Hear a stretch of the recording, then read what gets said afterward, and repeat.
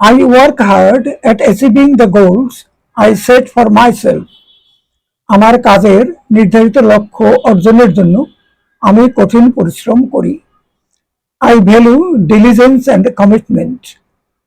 আমি আমার কাজের লক্ষ্য ও প্রত্যয়ের উপর গুরুত্ব দেই। I can adapt and make decisive decisions.